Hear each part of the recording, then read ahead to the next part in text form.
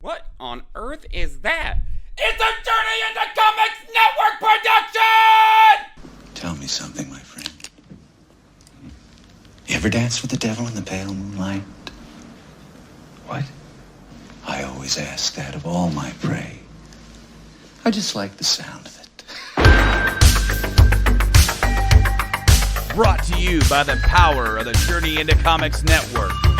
This is the Journey into Comics podcast, the show that's 100% dedicated to everything nerd.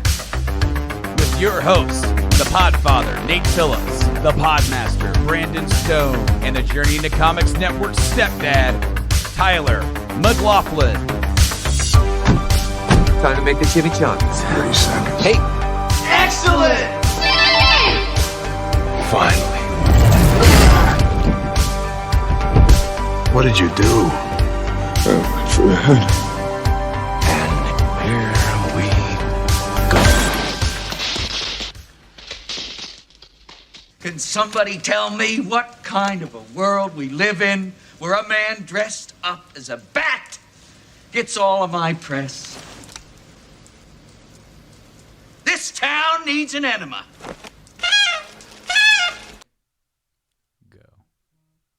What's up, true believers? Welcome back to another episode of Journey into Comics. This is Journey into Comics 345. Do not adjust your sets. We are back. Today, I am Nate. Joining me, as always, the co-host with the co-most, Podmaster himself. Welcome back yet again, Brando.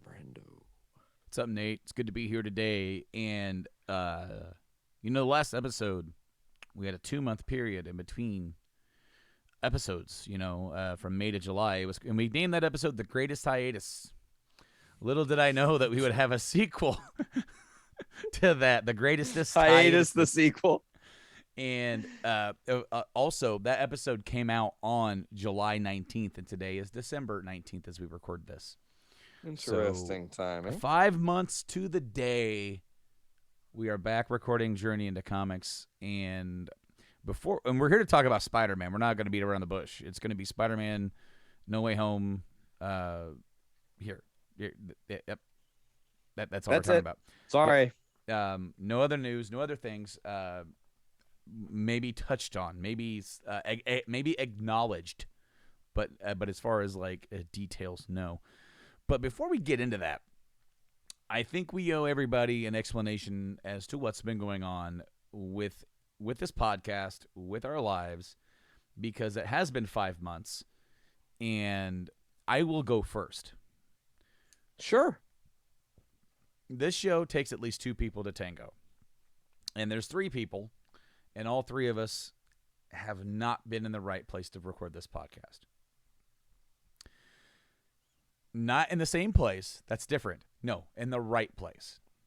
And let's be specific on that. Since the last episode, I have finally been affected by what's been going on in the world. The big P word, the big C word, and not the one that ends with UNT. That big thing that is still around. It's doing its thing. Well, I've been healthy, thankfully. Been healthy. My family's been healthy, thankfully. Yep. However, all of last year, while I was off work for a period of time during the big shutdown, 4 weeks of that were paid. There was unemployment to be had there. It was a hassle to get that unemployment, by the way. I had to go 4 weeks without getting paid. And had I not been able to finagle some stuff, bills would have went unpaid. But we were able to somewhat make it work, despite the fact that I had family deaths during that year.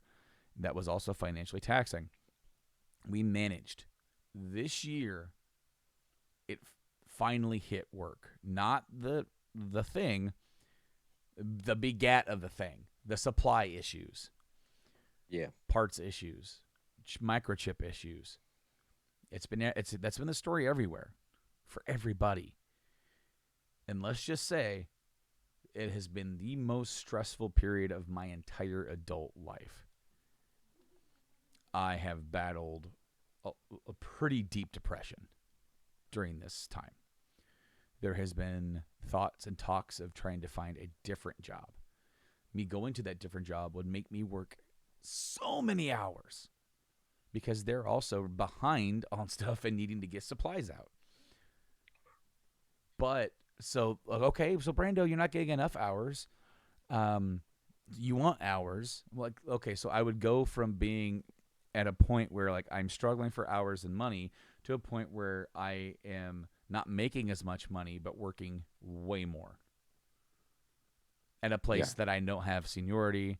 I've been at my current place of employment for almost 12 years full time, so I've got that time in. So we stuck through it. It's just now starting to look better. Now, as in like December. Damn. So August, September, October, November have been nothing. My heart and my gut have felt nothing but butterflies. Anxiety constantly. Yes. Yes. I've had anxiety attacks. I've had severe bouts of depression where I just fucking want to I hide in my bed. That right there in that spot has a depression of my depression. Where I just lay there and I put something on and I don't want to come out of the room. But I've got two little boys out there that need me. That's the same reason why I haven't been doing a lot of podcasting. I haven't done any of this show, and I haven't done any of Game Addicts since this whole thing started. What we have done is some Rank 'em All episodes. That has been far less taxing to do weekly episodes of. Sometimes we go weeks without doing episodes of that. Right now, we are finally out of episodes of that to be airing. We were blessed this year to have all the Metallica episodes drop, the Between the Buried and Me episodes drop, all the Van Halen episodes dropped. And now we're caught up, and we're still making content for the next round, next year. Season 2, if you will. Yeah, exactly. You know, that's the thing with that show is that eventually we're going to try and keep it to where we always have stuff, but we're not always going to have stuff. You know, there's going to be a block of time where we're waiting. We're not going to drop these episodes until we get them all done because we want them to be as a whole, not you're waiting for album 3 Van Halen and you've been waiting for a month. No, if you get them all, you're getting them all in a block, and that's it. That's how we're doing it. But you know, I've also been doing the World Gaming Trade Show with my buddy Jeremy over there at the In-Game Boss program. So check that out if you want to. I've been doing some episodes of that with him. So we're out there, but we're not as active, and we're not as active on this. And that may change in the coming year. But bear with us. We're going to try and get together more often. But I'm going to pass it over to Nate and let him tell from his perspective and his side what's been going on. Oh, man. So much that I can't talk about on the air, really. Like deep shit that I just can't talk about it. It's hard. But 2020 proved to be a really rough year. And it took a lot for me. And it was also giving. I did get a pretty awesome job. That does come with downfall and pitfall and things that dedication and someone like me who has a drive, you know, I'll drive it until it doesn't drive no more type deal. I've given my all to this job, and I've bled and sweat and cried and had anxiety attacks and crazy moments and been faced with a very real possibility of a gun being in our build, like all kinds of shit, man. And to really we're back to the old days, baby. I just pulled an out. That's not good. But anyways, this year has been so mentally taxing on me. To be honest, there have been days when I've wanted to just like, all right, I'm gonna tell everybody podcast is done. Like, I'm not doing any of that anymore. Like, apparently the only thing I'm going to be put on this earth for is to work, because that's all I can find like time for. And that's been a lot. It's been hard to like create work-life balance and learn to not give everything and still give my all, if that makes any sense.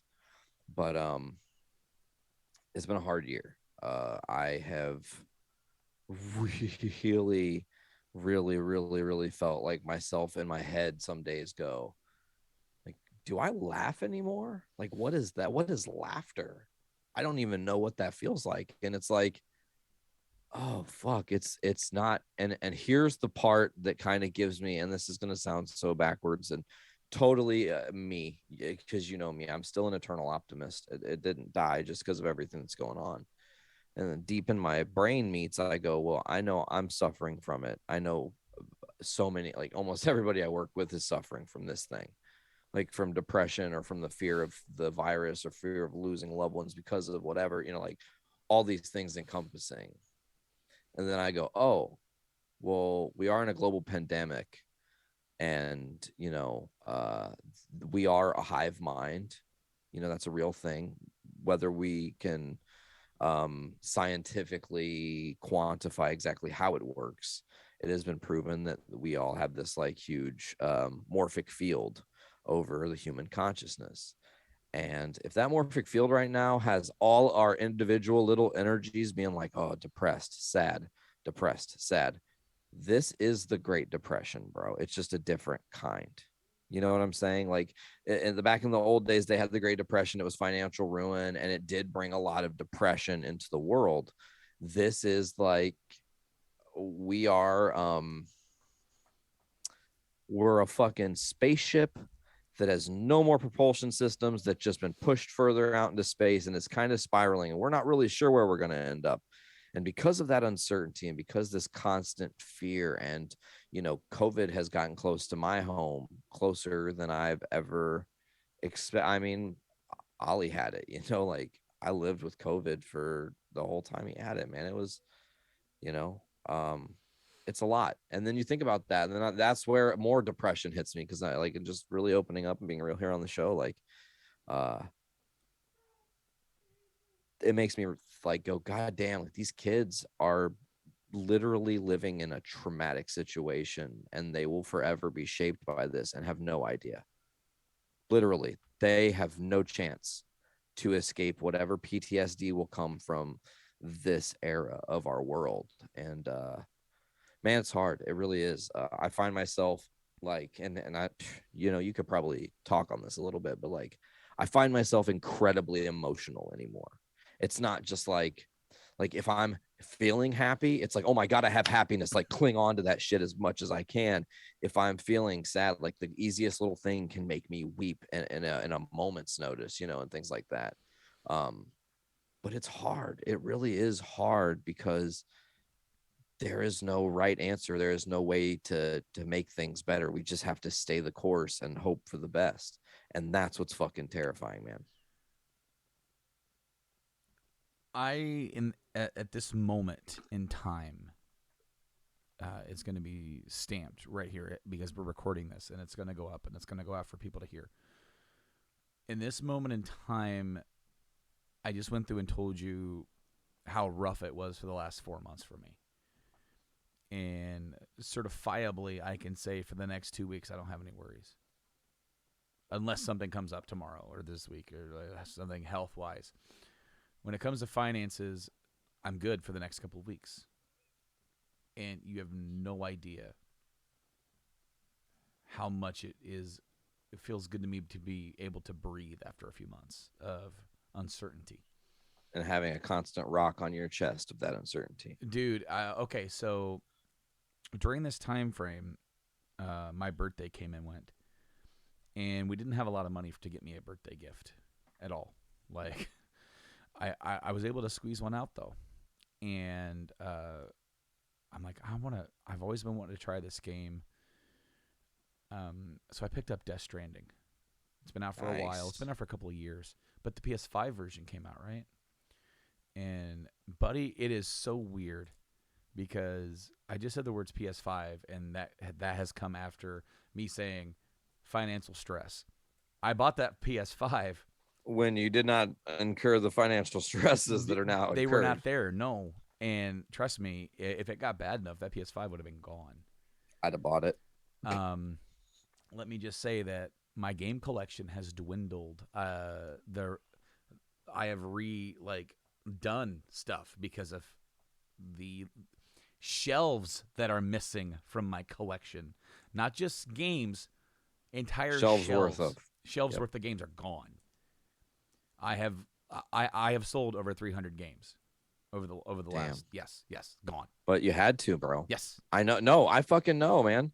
Yes. Like, to keep it real, we've always talked about collections and shit on this. I know we said Spider-Man. This is like the preamble to Spider-Man. We're talking for a few more minutes here, but like, fucking, the majority of the pops are gone. What's behind me is pretty much what's left.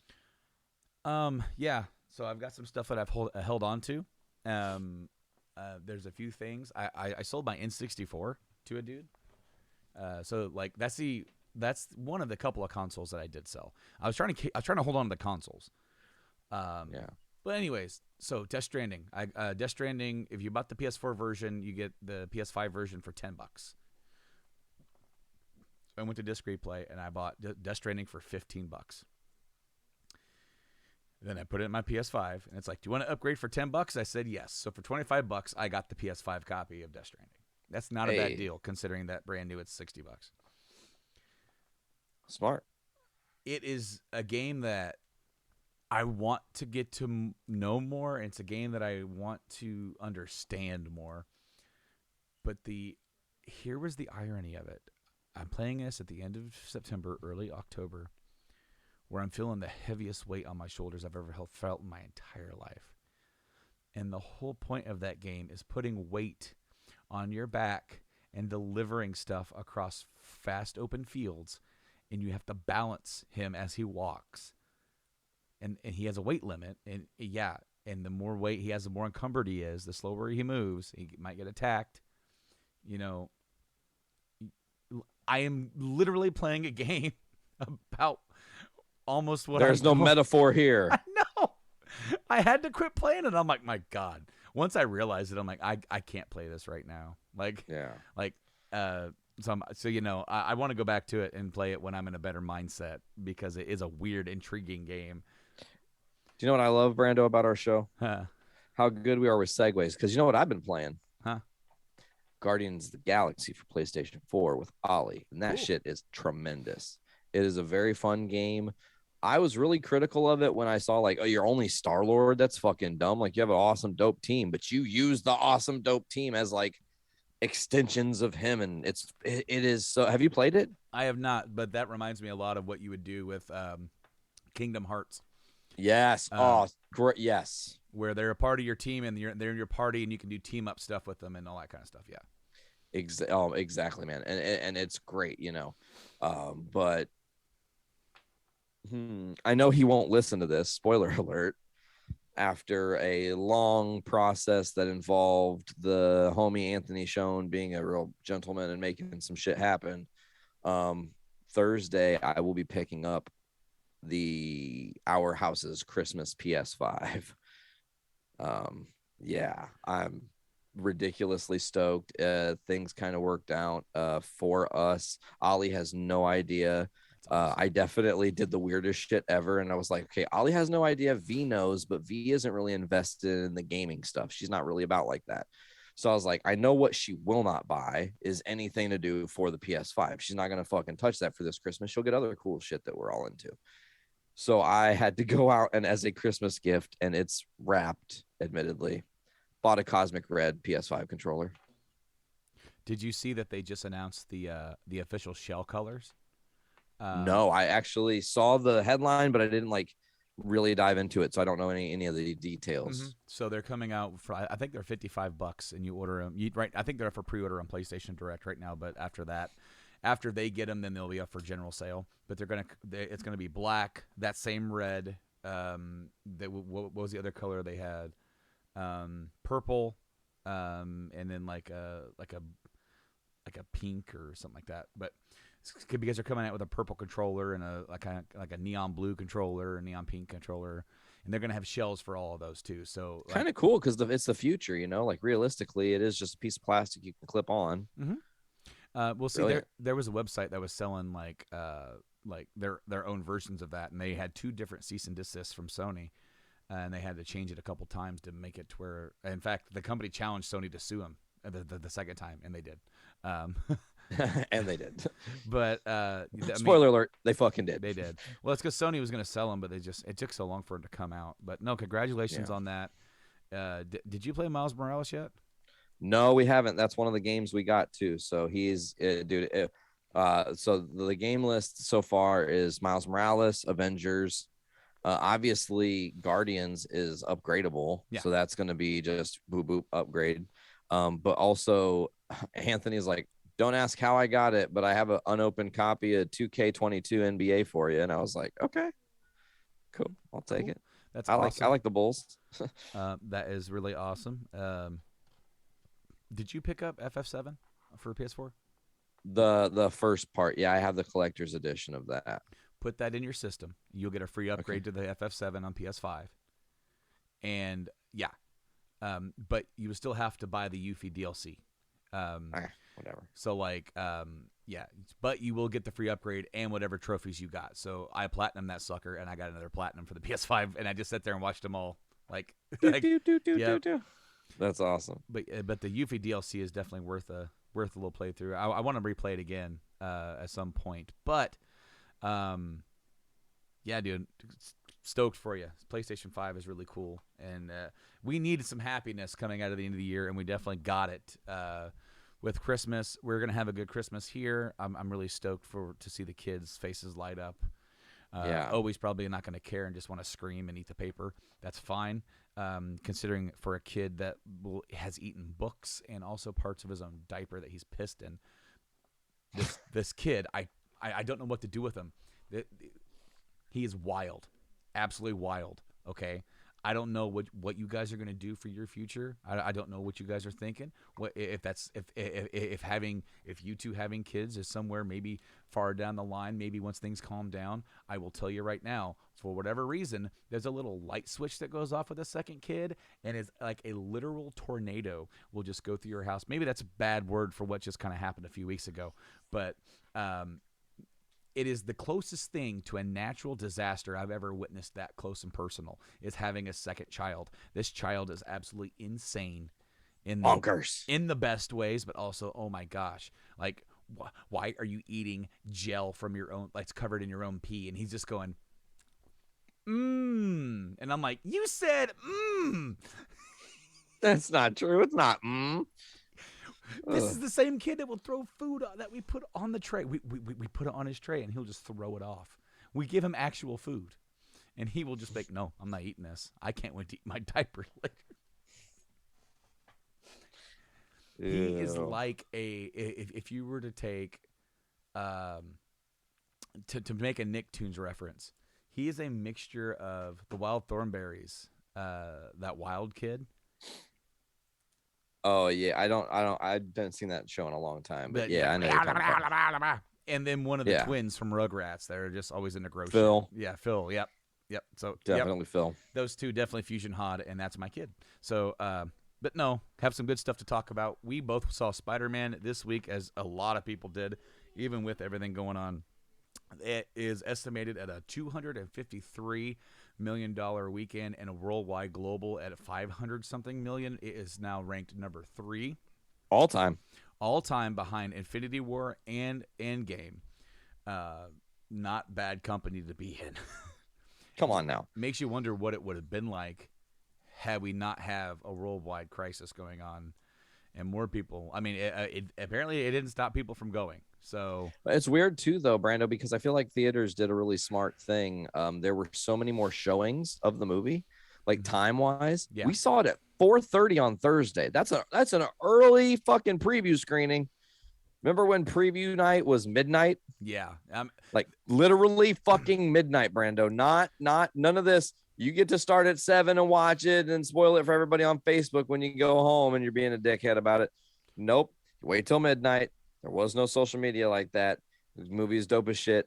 The end. But I saw it too, kind of a semi, like it was mostly full, but our row, like 6 of the seats that were bought next to us, there were no bodies in.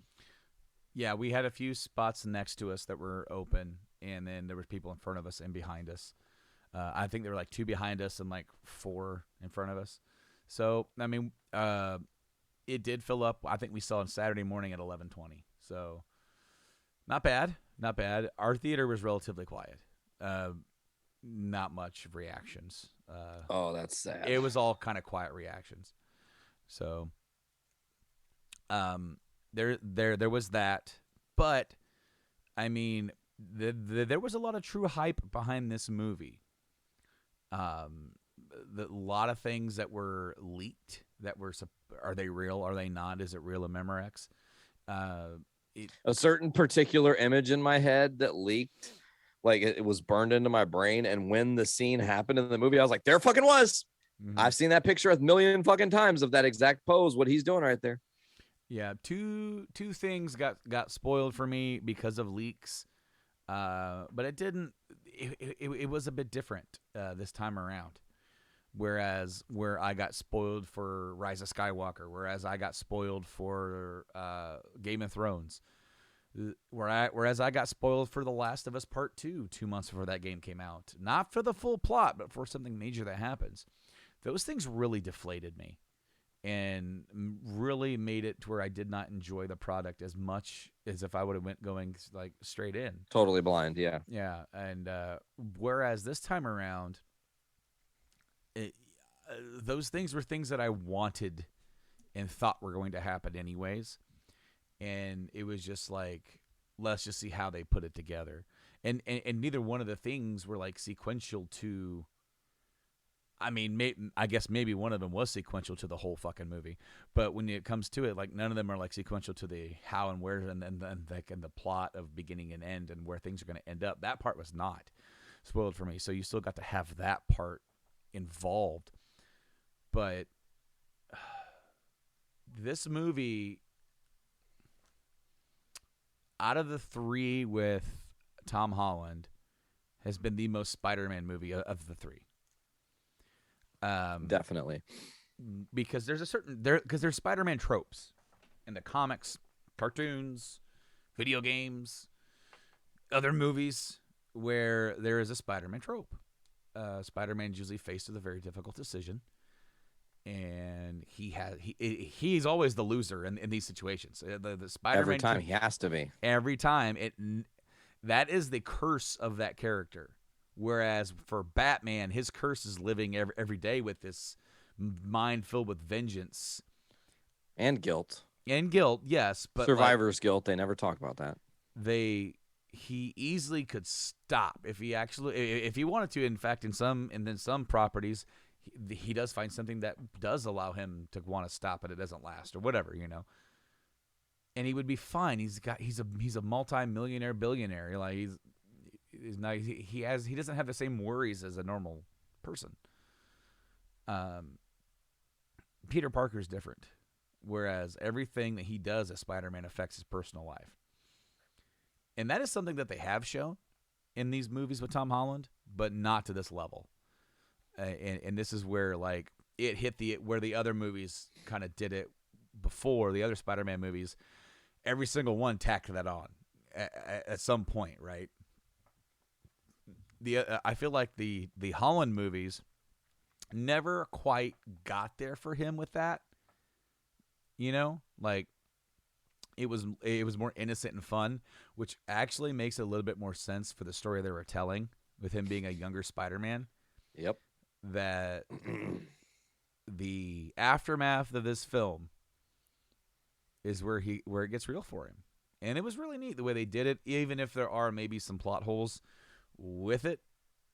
I have come up with the thing, Nate, and I don't know if you agree with me or not, because of how toxic, and I'm going to use that word, toxic, nerd culture has been about everything.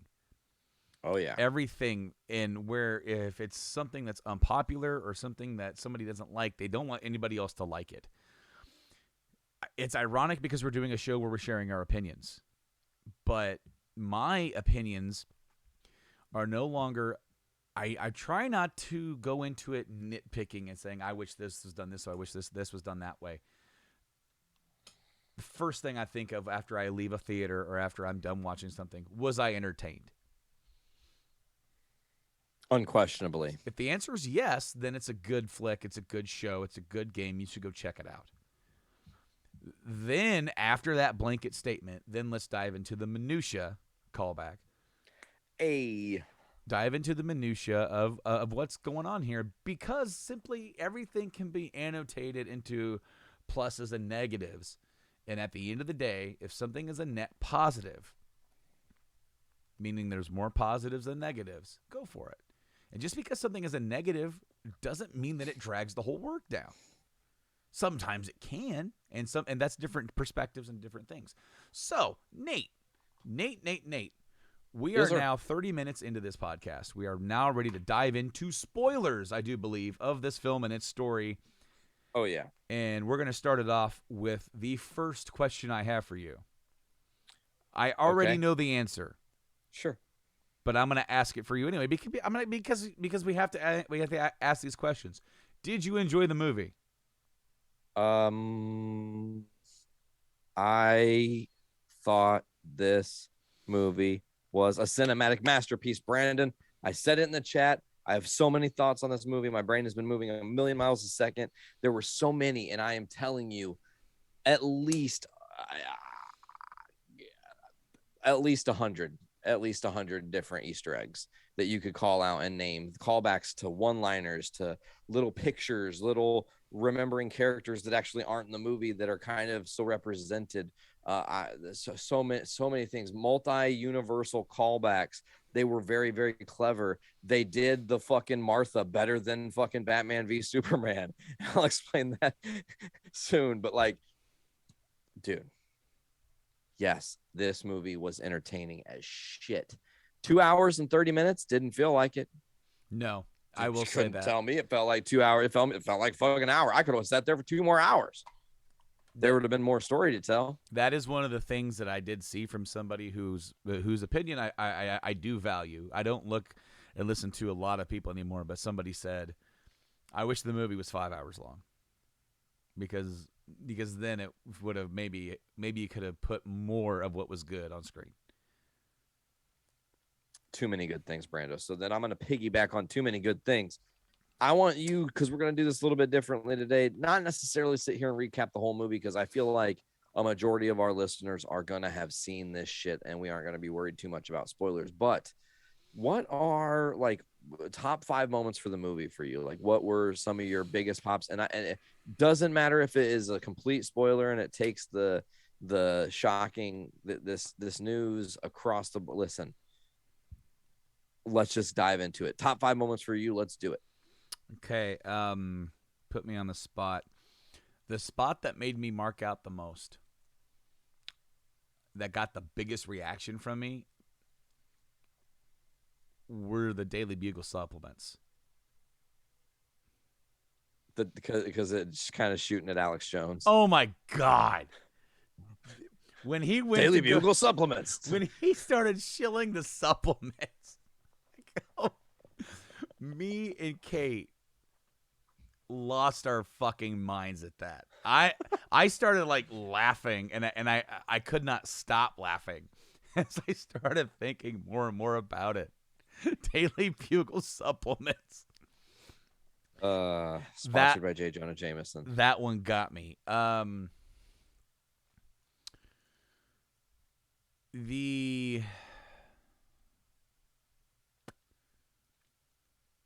it's hard to just dial it down into different moments. The scene where all 3 of the Spider-Men talk to each other for the first time. Oh my God, on the rooftop. On the rooftop. Jay is like, hey, I brought some people along with us. Like, Some elusive. people wanna, and dude, the fucking shot of them on top of the like bell tower church thing was so reminiscent of some different shots in the comics. I was just like, yes, fucking yes, John Watts, you're killing it, man. Well, because that's when they had the conversation about losing people and how they've all lost and all that stuff. And then the great when they all say it. Yeah. Right. And that's when like it's like the Tom Holland Pete one. I thought I was Pete one. Pete one starts opening up to this. It's like, okay, maybe I don't have to push the button.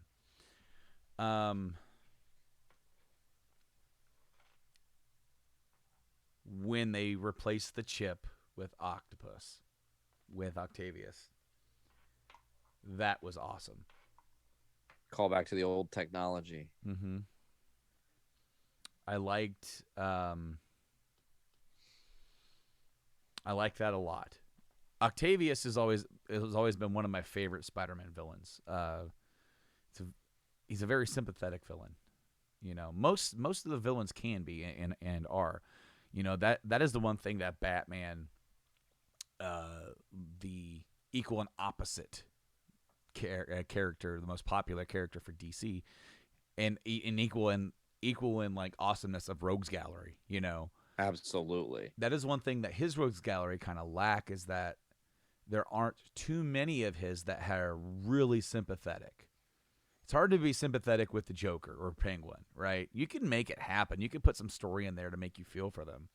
But as a blanket character, they're just not necessarily built that way, you know? Or Riddler, they're just psychotic. They're dealing with a different level of psychosis. You know, that's where like a character for Batman, Mr. Freeze, is great. And it's great to see him on screen and interact, because he's going to do what he has to do. And man, it's like him as a person. He's such a good person. He's doing some things for the right reasons. Now, with Octavius, he does start losing his mind due to the chip shorted malfunctioning, and then the tentacles taking over his own brain. But God, he was such a good person, wanting to do the right things. And that's actually at the end of the movie. You see that good in Spider-Man 2, Mm-hmm. that good person comes out because he's fighting the arms. No, you listen to me now. Yeah.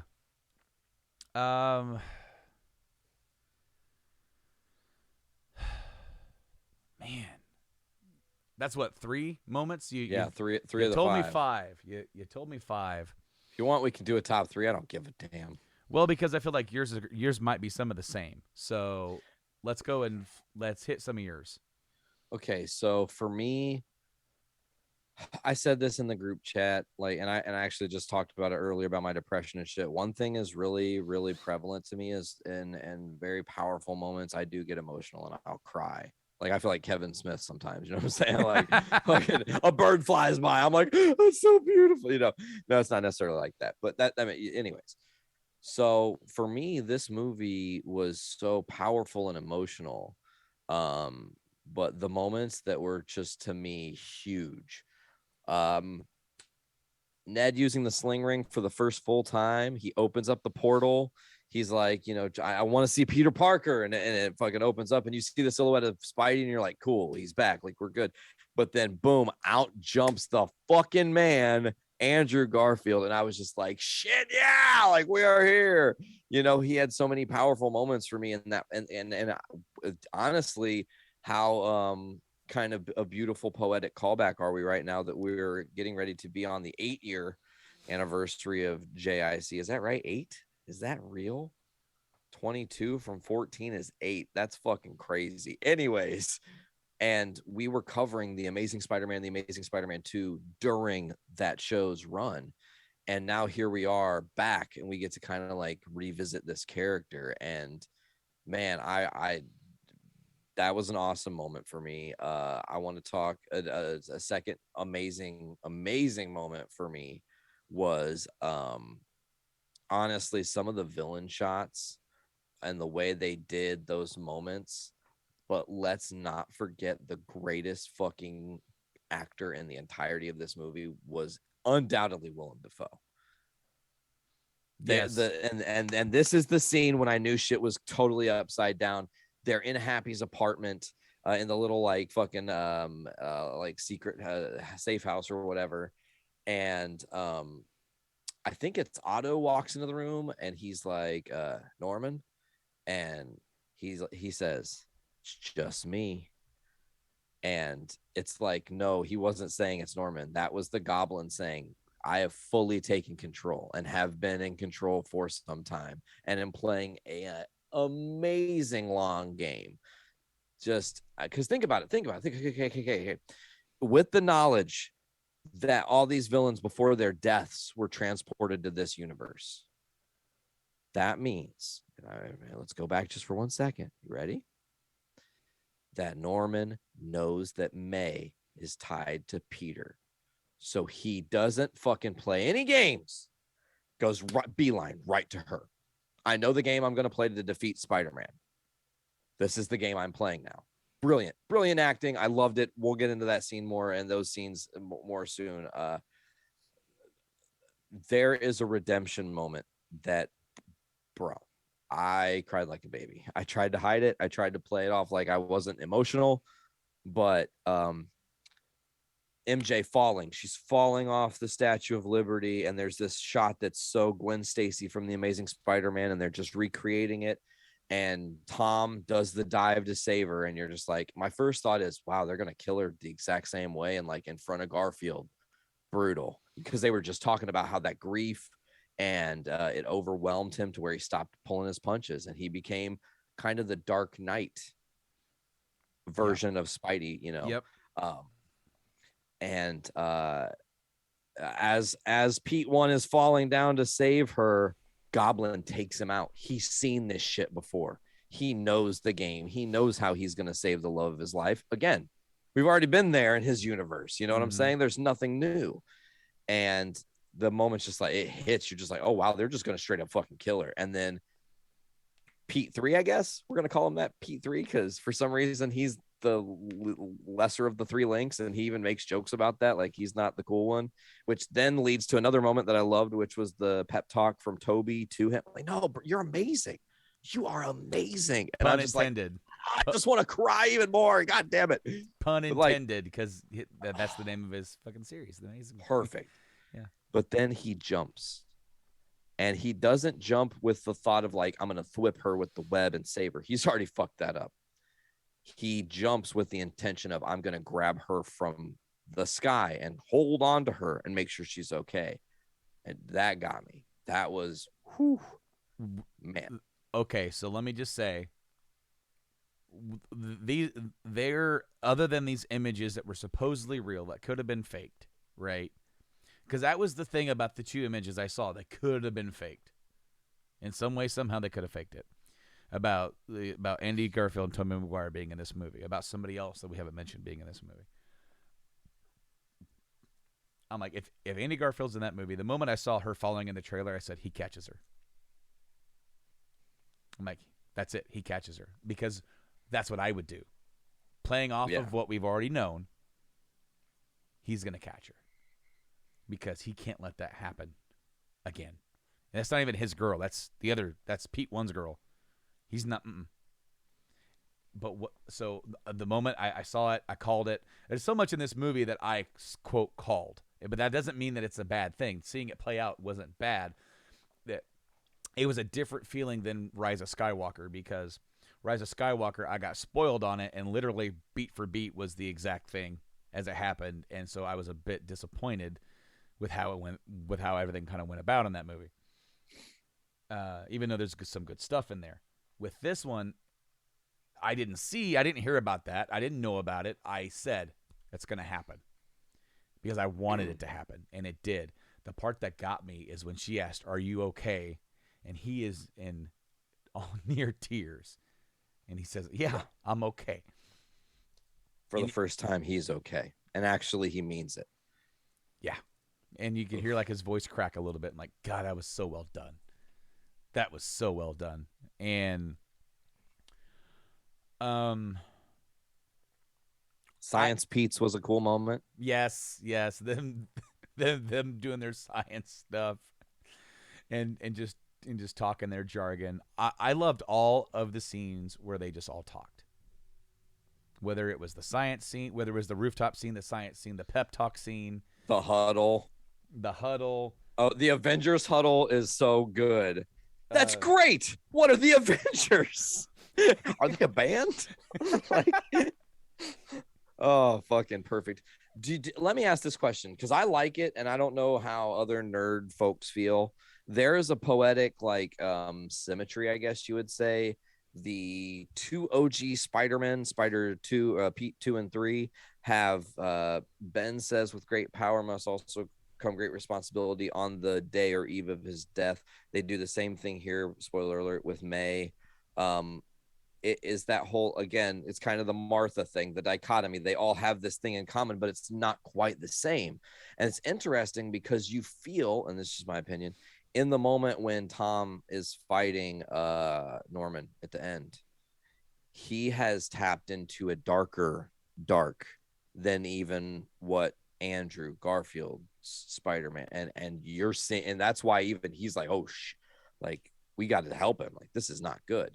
But what did you think about them doing it that way, where May's the one that said it, and it's very powerful, and actually she said the line for line, the text that is actually in the original comic, with great power there must also come great responsibility. I was completely fine with it because in this version of Pete, we never got to see Uncle Ben. We have not been invested in Uncle Ben at all. We know he's gone. That is it. Who have we been invested in as characters, as parental figures in Pete's life? Well, Tony, May, and Happy. Yeah, those three. And so it's going to be one of those three that says that to him. The only other character in this movie who could have gotten away with it would have been one of the other Spider-Man. That or Doctor Strange, but it wouldn't make sense for Doctor Strange since he literally was irresponsible with his power. Yes. With the power that, because he was going to do this thing. He could have just said, hey, Pete, stay right there. I'm going to go down to the basement and do this thing real quick. I'll be right back, and I'll tell you how it goes. And then he would have come up and said, who are you? And Pete's like, what do you mean, who am I? And then Pete would have been like, no one knows who I am. Okay, wow, well, that's weird. But no, he involved him. So, no, her saying with great power must also come. No, it's perfect. So, by them, as you said, Goblin was the smartest and most well-planned out of all of them. But the only other person who was also on that level was Octavius, but then even he was taken aback when he realized that's not the Spider-Man he knows. That's not the Pete he knows. And it was long enough for I didn't realize that's how they were going to get him under control. Also, I got into semi-arguments with people at work about the trailer. And I'm like, yeah, Goblin's in his cell. They're like, no. Like, they're just talking to him. I'm like, yeah, they're talking to him in a cell. Like, no, he's just standing in a thing. I'm like, yes, he's standing in a cell. Like, that's it. Like, he is captured. I was wondering if the nano suit was going to help repair the chip. So that would have been clever too. I knew. Don't ask me how I knew. I'm like, Octavius is gonna flip. He's gonna turn babyface in this movie. Because, like, that's what we all want from Octavius, from especially that version of Octavius. Like, the Alfred Molina version of Octavius was awesome. And he's a character who you really felt for when he died at the end, because you like, man, damn it. You know, you wanted that character, like, you were rooting for him to come to pull through, and he did the right thing. Well, I did not expect the nano thing to be how Pete's able to then just control. That was some funny shit. The arms. And this movie balanced a lot. It balanced the first half of this movie. The first act is, it's rather silly and rompous. It doesn't get too serious. You know, we have a couple of two big action sequences in the first act, and that's the Octavius fight on the highway, and then the Doctor Strange fight, which that was awesome. And very fun. That's not what you kind of thought was going on from the trailers, that Spider-Man was actually having a fight with Doctor Strange. But needless to say, that's exactly what happens. The second part of the movie, the Act 2, is when you get this levity of hope that, hey, we're going to try and cure these guys. And what's funny is that, like, almost everybody gets enough screen time, maybe except for Connors. You know, Connors is the one that doesn't get a lot. But, like, they even give Sandman some good... But it's pretty simple. He has a very simple thing that's driving him. He wants to get home to see his daughter. The end. That's it. And if that means curing you to then get sent home, cool. If that means that we're gonna get the button pushed to get sent home, cool. Right. So he's on board with kind of with whatever they're doing. I really liked Jamie Foxx in this movie, and I could tell he was having fun with this movie. For sure, it was incredible. One thing I wanted to talk about too is in the beginning of the movie to the transition with the Doctor Strange thing is like the first part of the movie is this whole like the revelation Spidey is Peter Parker and everybody knowing and what does that mean, and the DOD shows up and all this. We had the rumor, we obviously got it. It was so incredible. We also got this on the heels of the day. Wait, time out. Have you watched Hawkeye? Okay, so let's. I was not interested enough to watch Hawkeye as it's been coming out. Okay, I wasn't. I just was not hyped or did not care enough until Christmas. Christmas was going to be when I was going to watch it, and Sure. I was slowly just talking about it with people. People were not spoiling anything for me, and that's fine. I've been a little bit aware of seeing stuff with what's going on because I'm like, it's okay. I don't care if I get kind of spoiled about this show. And I told, it might have been even Blaine, I said, the rumor for a couple months is that Vincent D'Onofrio was going to be in this. And then right before the series started, he tweeted something out. It's like, like this show seems like it's going to be good. I'm paraphrasing, but he said something about like, I'm looking forward to this one. And I'm like, are you now? Cool. And then I said, if I find out that he's in it, I'm watching it sooner than later. So no sooner did I find out, and how I found out was Vincent D'Onofrio breaks his silence after appearing in Hawkeye, and I went, really? And his tweet was just one phrase, when I was a boy. And I went, all right, I guess I'm watching Hawkeye. We are now caught up on Hawkeye. Hey! So we got, did I see him before the movie? No, because we got caught up last night on the last 2 episodes. But I knew he was in it. So then what happened a few weeks before he was announced? Kevin Feige. Hey, if anything happens with Daredevil, Charlie Cox is going to play him. What that entails is yet to be determined. I'm like, he's in the movie. You don't know when you'll see him. Yeah. I'm like, okay, so he's in this movie. Like I that was the other image that I saw was them sitting in the kitchen of a maze old apartment. And so I saw that image, and then I saw the image of all the Spider-Man without their masks on, unlike the Statue of Liberty. Those are the 2 images that I saw that could have been fake, and they're not. And the only thing that was like, oh, we didn't get anything with Daredevil. That's okay. We got enough in this movie. We know he exists. Just needed a tease. Yep. He's a really good lawyer. That got me. that got me. How he stopped that brick, and they're like, how did you do that? I'm a really good lawyer. I love it because it hints at what could come. If they do another movie with Tom Holland, which it seems like they're going to, I understand if he's ready to step away, because this is the way this movie ends is at a pivotal road for this character. Because this is also the 6th time that he's appeared as this character. It's more than any other Spider-Man to date. And as an actor, there's a blessing and a curse with that.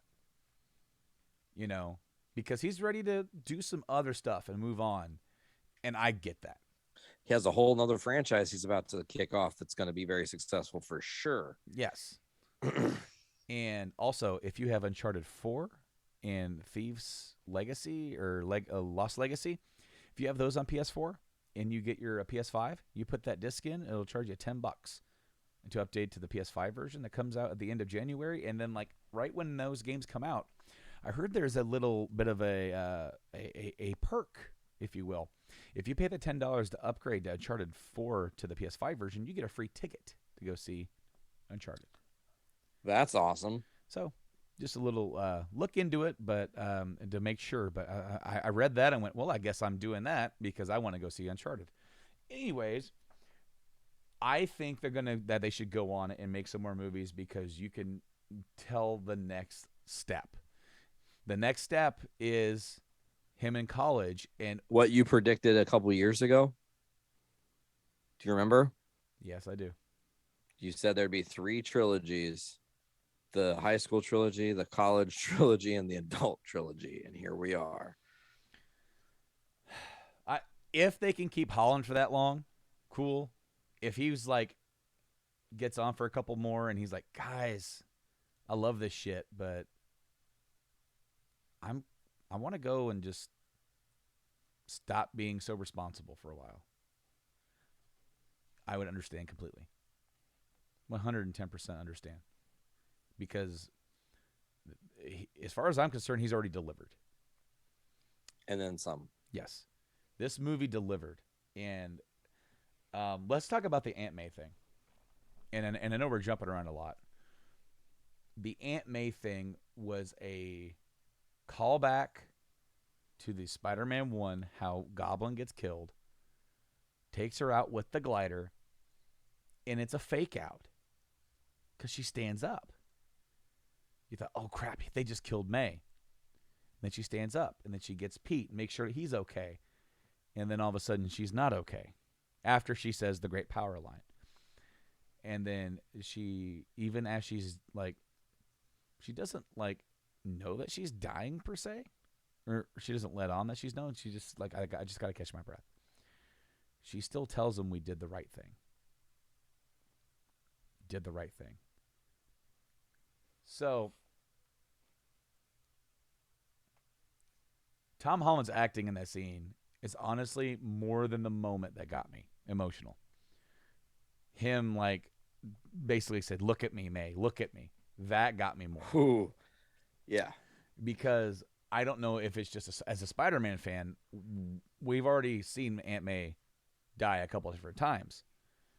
And I told my wife, I'm like, I don't necessarily want to compare them, but I'm trying to, in my mind, what was more emotional to me, this Aunt May death or the Marvel's PS4 game, Aunt May death. Because that one was like, I can cure you now or I can cure everybody else. And again, Pete loses. And she tells him it's okay. And acknowledges that she knew who he was. And that she knew for a long time. That's why she always helped him out, you know, because he was helping out how many people, you know. And he's juggling everything. And he has to sit there and watch her slowly die of that disease. He has the cure in his hand. He can plug it in and save her life. But if he does so, he damns everybody else because they won't have enough to make a serum or a vaccine. Yep. And so it is different. It is different. That one almost gets me more. But this one, where she was okay and not okay, they did that fake out again later on, but it was reversed with Toby. With Toby, yeah, that was, and I was going to bring that up too, that they did the clever reverse fake out and the regular fake out. So, well, because, all right, I had heard a rumor that they filmed 3 different endings of this movie. Really? And if you're this far into our conversation about it, you can understand why they filmed 3 different endings of this movie. There's a lot of different ways that this could have wrapped up. Mm-hmm. And the rumor was I had heard that Toby dies. I heard that rumor a long time ago. And someone's like, oh, I'd be mad if they did that. I'm like, I wouldn't be mad about it. It would almost make sense. Maybe not for his Pete, but for Toby. For Toby, it kind of makes sense. Yeah, let him go out on a impactful note. And then, you know, he can ride off into the sunset of, you know what, I came back to this thing. You know, it did great things for my career. I'm always going to be tied to it. I didn't have to come back to it, and I did. And here we are. Now I don't ever have to come back to it. Yeah. But so they do the fake out where Goblin stabs. As you said, the moment where Tom is going over the rails and really beating the crap out of Goblin, tapping into that darkness. The irony is, we hear about Andy Garfield's character saying he went there. Toby kind of went there too when he had the symbiote. Mm-hmm. He understands too. Which is why I liked he was the one to go to try and stare him down, look into my eyes, No words were said. That was amazing. No words. And then that's when Goblin got him. Stabbed him. Audible gasp in my theater. The irony is they do that little fake out with Toby because it's like they fake you out thinking that everything's going to be okay, because then we didn't lose Toby, but then Tom Holland loses everything. Yeah. He loses his best friend. He loses His his girlfriend. girlfriend. He lost May already. The only other friend that he has in the world is Doctor Strange. He's about to lose him too. Pete One really hates 2021. Yeah. He lost everything. Trying to fix it to where they would be all fixed and they wouldn't lose he ended up losing the most. And from the way it seems, because they did cure every single character, even Norman, for what we are told, because that's what they're sciencing. They did it with Octavius first, and Norman helps with that. And you could argue whether or not that was Goblin completely in control, or was he letting Norman do certain things, waiting for the time to just, all right, now, right? Or did Goblin say, go do this, and I'm going to go hang back for a little while? Because if there was too much of him hanging out there, maybe Spidey would sense it. Maybe he could sense something wrong, and he didn't sense anything was wrong until it was too late. Right? It makes you wonder. I want to believe that Norman is the one that helped him cure Octavius, because it highlights the goodness that Norman does have. Norman's not an evil guy. He's misguided. He's selfish. He's something of a scientist. I'm something of a scientist myself, That line being said was amazing. I loved it. But the fact that what I like is that he's doing this stuff, but there's like these puppet strings in the background of Goblin. Just, okay, yeah, just do this. And Norman's not aware that what he's doing. To him, he's doing good. And Goblin's like, yeah, do that. That'd be fine. Because if Goblin might not have wanted to cure Octopus. Maybe not. Maybe then the other argument is maybe he just doesn't care. But like, what he wouldn't want is Octopus to be in his way. No, because Otto is the good one. But interesting, what's funny is that check this out. Spider-Man 1, Parker talks about the thesis he writes on Norman's what? Nanotechnology, which is something that Dr. Otto Octavius used to make his arms. So how, pray tell, does the nanotech so easily fucking work between the two? Because all nanotech, baby. It's Stark Nanotech and Oztech, and they're just like making new tech, Octech. So the one thing that I predicted that didn't happen is that somehow Norman would stick around. I wanted that to happen because we did. I think it's a better thing that it doesn't happen. I'll explain in a minute. Continue. I think we deserve more Norman Osborn. And I wish that, because I wish that we would get the anti-Tony Stark, where Norman is cured and he's on the good path, and he's seen all this technology and all this wondrous things that he can do, and yeah, he with his mind is able to somehow get the money together and form this universe's Oscorp, right? Cool. And they do a lot. Someone else is living in my house. Oscorp doesn't exist, my son. There's even a version of Norman who becomes Iron Patriot. That's true. In the comics. And leads the Thunderbolts. Yeah. There's so many things that you could do with this to then build him up and have him be there, and then it was all along a ruse. and I would want him to become a major twist villain, and just so we could get more Willem Dafoe. I think we can still get Willem Dafoe. So let me explain. They have not, again, rules and regulations apply to this. There's no laws to the multiverse. They've said anything is possible. Mm-hmm. What if this multiverse, this universe, Pete One's universe, there is a Norman Osborn, and Oscorp doesn't exist yet because he's never had the idea for it. However, what we don't know is that Willem Dafoe's Norman gave him that idea, and maybe, just maybe, they look exactly the same. They've not played with that rule before. Well, Jay Jonah looks the same. There you go. See, there's precedent. Yeah, so Jay Jonah looks the same, even if the overall character is a little bit different, with a different twist. But yeah, no, I want to see more of that. All the different characters end up getting cured. I liked what they did with Electro, where they showed him blue, and then him interacting with this power grid that's different, then allowed him to like turn yellow and then reform his actual body, and where he's actually butt ass naked, in the woods. That was funny as hell.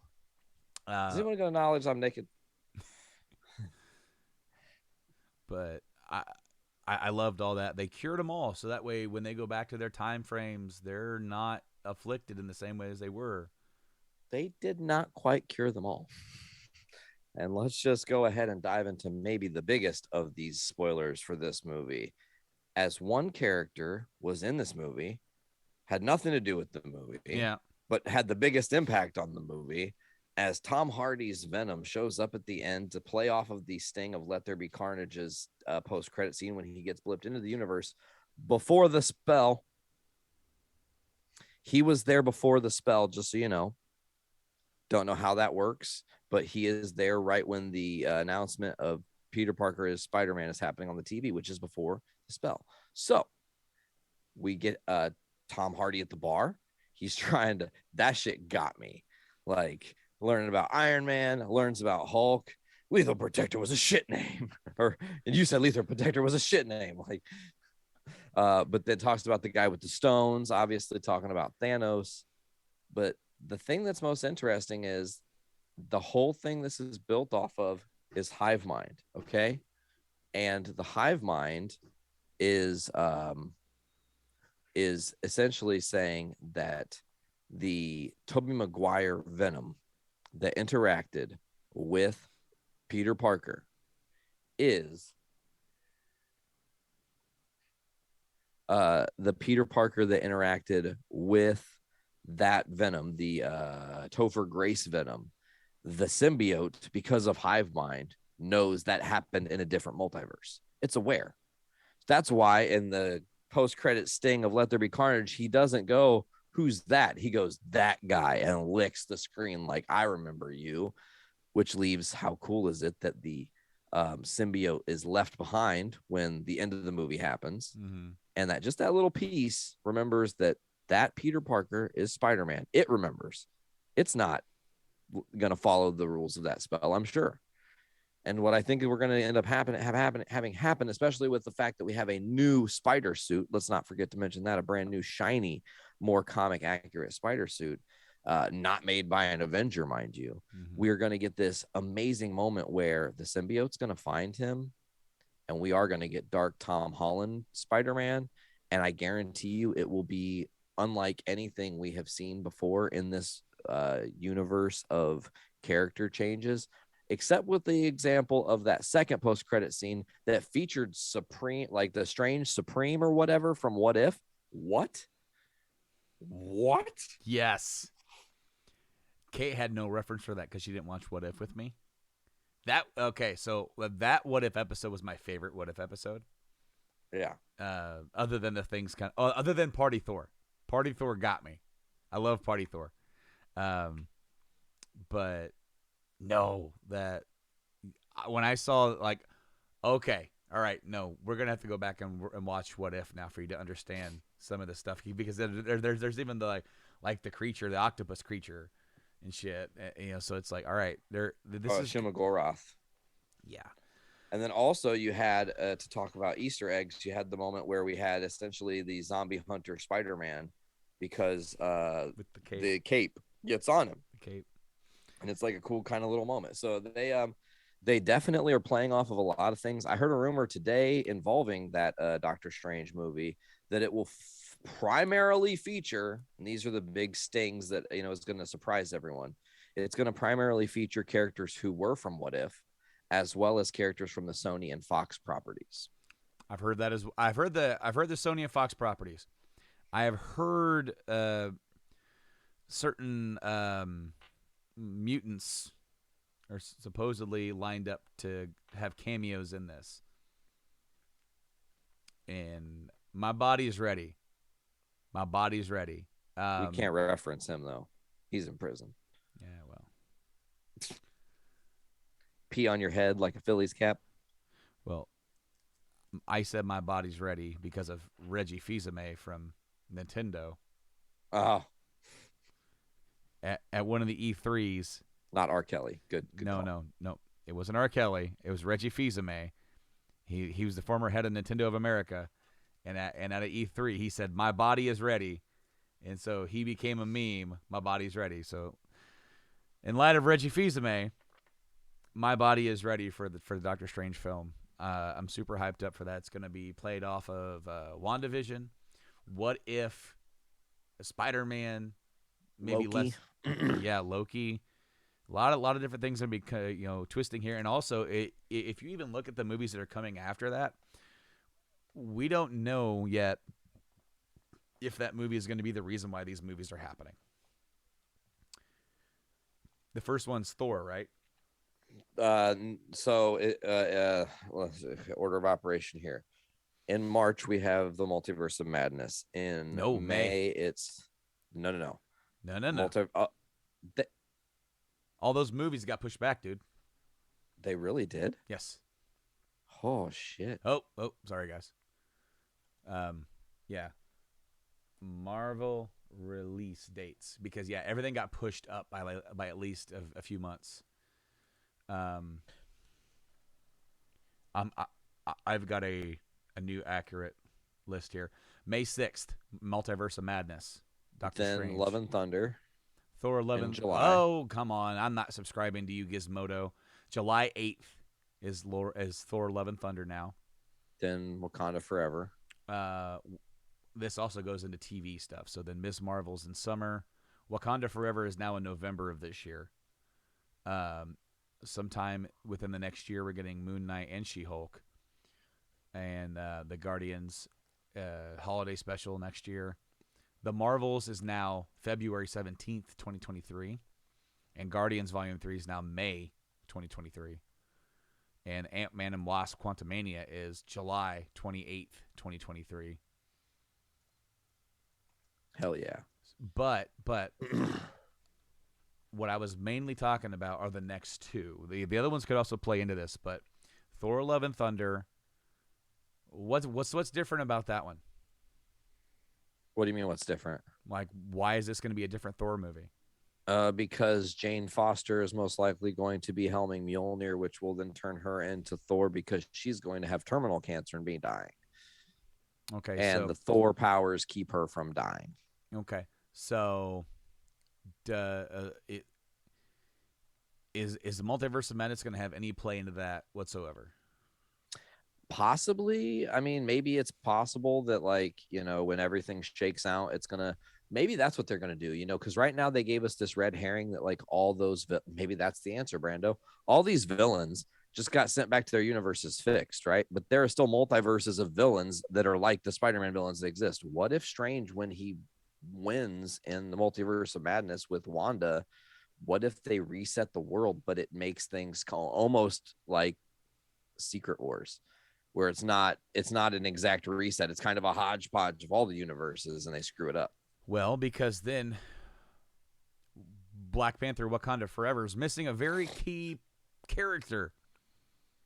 And how are they going to address this? Are they just going to have T'Challa be like, well, no, he unfortunately, or is it going to be a ramification of the stories that have been happening is now means that T'Challa is now gone forever, but not in our hearts. So a new Black Panther has to be decided and will be because there's no bringing back T'Challa due to. How do you do that movie without retelling one though? You know what I'm saying? And I don't mean that, but like if you're gonna have somebody become the Panther, you're gonna have them go through a very similar journey. You would think. Well, potentially, we've heard the rumor like that Shuri's going to become the new Black Panther. I heard a different rumor that said, what's his name? Killmonger or M'Baku? No, M'Baku is going to become the next Black That'd Panther. be cool. Winston Duke would be great as Black Panther. But we don't know because we don't even know who the villain of that movie is going to be. Rumored some Mariner. Actually confirmed because they just cast him, right? Yes, you're right. They have yes, you're right. cast somebody. I think they did. So Mariner was alluded to in Endgame. Yes, he was. Those earthquakes off of the coast of Wakanda. Yes, indeed. Underwater. So before we wrap it up here, I want to mention when Doctor Strange was trying to close up these rips, there was some other villains trying to break through. Oh, bro, I went on YouTube as soon as I got home and saw that people had already posted the ending in different languages, which in and of itself is sometimes hysterical. And I freeze frame that shit. I can tell you for a fact 3 or 4 of them. So you had Kraven, Saw him. For sure. You had Rhino for sure. Those were the most obvious ones. Scorpion was one. Black Cat is the other. So those big 4, pretty cool considering. We also kind of have a tease because you had both other Pete's talk about how their best friend betrayed them and they ended up killing their best friend because they became a villain. And you look at Ned and you're like, hey, Ned Leeds, who in the comics is also known as Hobgoblin. What's up, bro? How crazy would it be? Crazy would it be that in the next movie, Hobgoblin is the villain and it's, he's with MJ or whatever and thinks Spider-Man is a menace. He kind of buys into that whole idea because he doesn't know Pete, so he doesn't think he's a good guy. And maybe their lives have been screwed up because of Spider-Man. Maybe they're going to be like, we were on that stupid, Statue of Liberty with those Spider-Men for whatever reason. We don't know why we were there.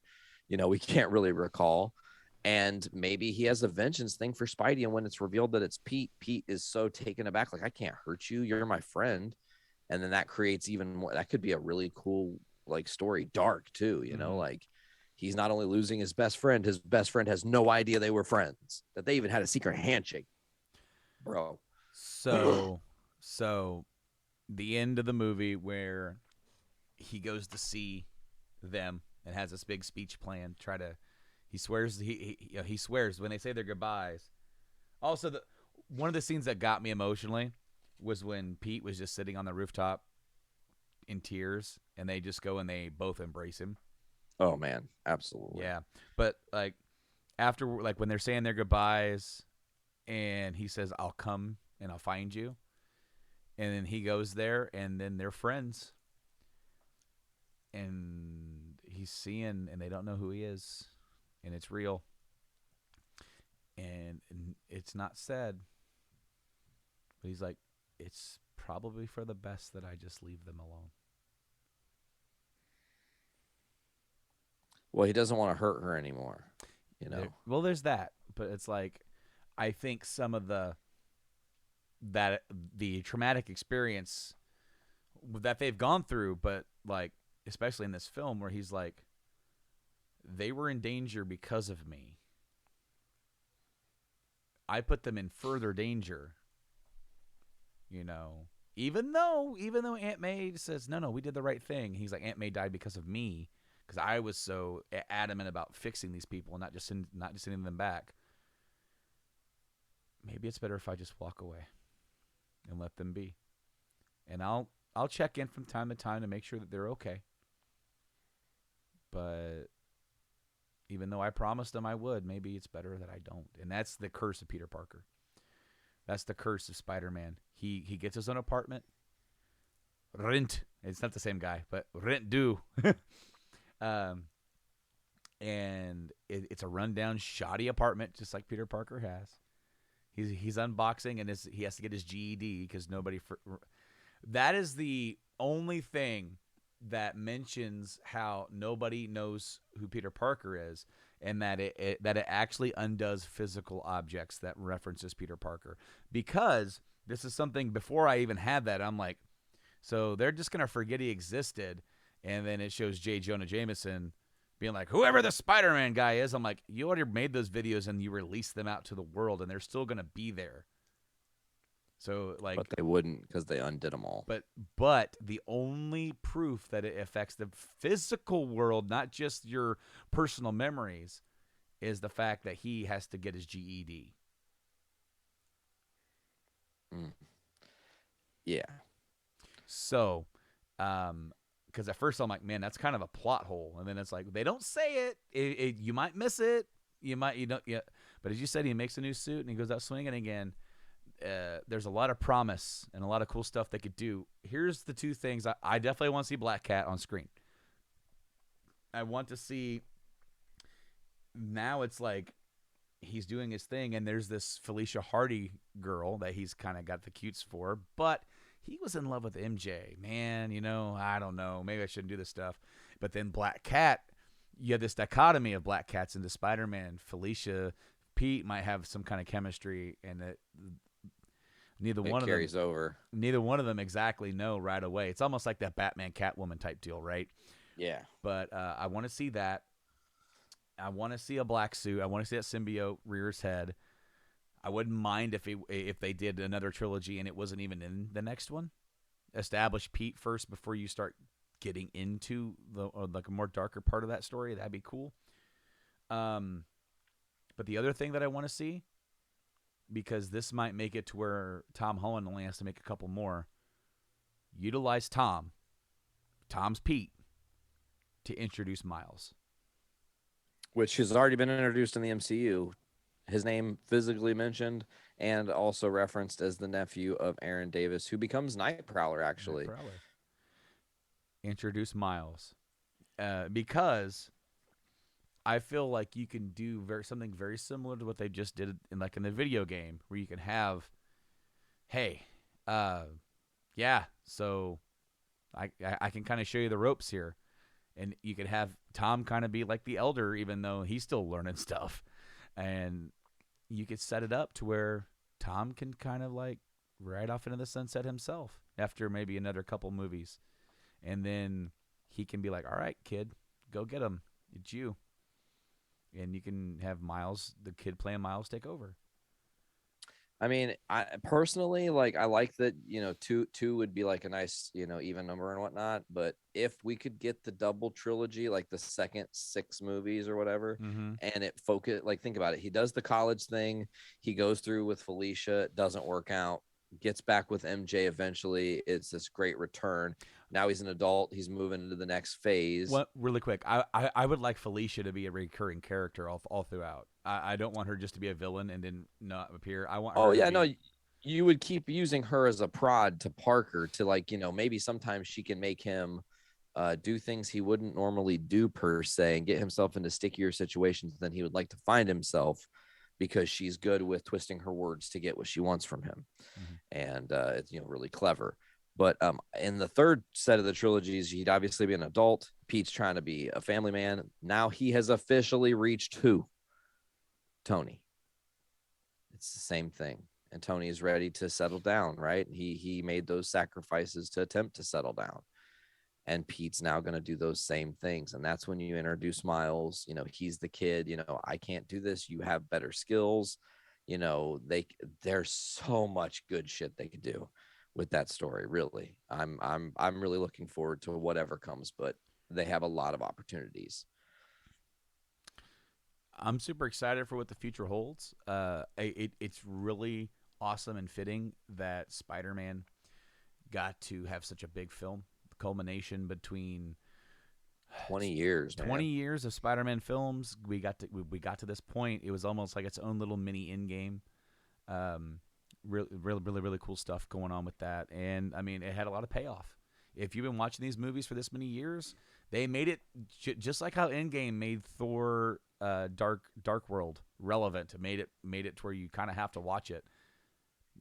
this movie made it to where you should go back and rewatch the Raimi trilogy, even the third one. Go back and rewatch the Amazing movies, even the second one, right? Where it's like, man, these aren't the best movies altogether, but they tie in really well. Now they tell a much, much bigger story. And it has somewhat of a payoff, so it's cool. I'm down. I love the movie. It's got a few little pacing issues, but as I said, the few little negatives that I can nitpick aren't even worth mentioning because it was a good ride and I was gladly and happily entertained. Me too, bro. I loved this movie. I'm glad we have finally gotten back together to do a podcast. Absolutely. Doing a podcast. But I think Brando, that's, I mean, if we were going to rate the movie, I'm giving it like 5 stars out of 5 stars. I loved it. It's so hard for me to want to rate it because it's like I don't even remember what I rated any of the other movies and put it into context. For me, the only thing that I will say for me, it is a very, very much net positive movie. Yes. And so if there's anything here to nitpick, and there probably is, just go and watch the damn movie and have fun with it because it's definitely worth that in spades. So. All right, man. Well, Brando, we know where we can get the podcast, so let's tell our fine folks here. Don't forget to go to journeyintocomics.com. Go to all the different podcasting platforms. You know them. I'm not going to mention them because we're on all the major ones. Just search Journey into Comics Network. You'll get our feed. We've got a bunch of awesome content from the past that's down there. Go check it out. We do look forward to the future. We're going to try not to have another 5-month hiatus. We're going to try to not let 2022 kick our ass nearly as bad as 2021 has. And whip the Great Depression's ass. We're going to get together and talk about a future of what and where and when and how often the show will be going forward. As of right now, don't expect it to be every week. There might not even be another episode for this calendar year. But after the holidays, going into the next year, we're going to try and get together and do more episodes to talk about what cool stuff has been coming out. Hell yeah, man. All right, folks. Well, I think that's going to do it for this week's episode of Journey into Comics. This has been Journey into Comics 345. Maybe this one's the latest hiatus. I don't know. We'll figure that out on the flip side. I've been Nate. I've been Brando. And as always, folks, pop your caps back and fill your brains with multiversal shit. Later, guys.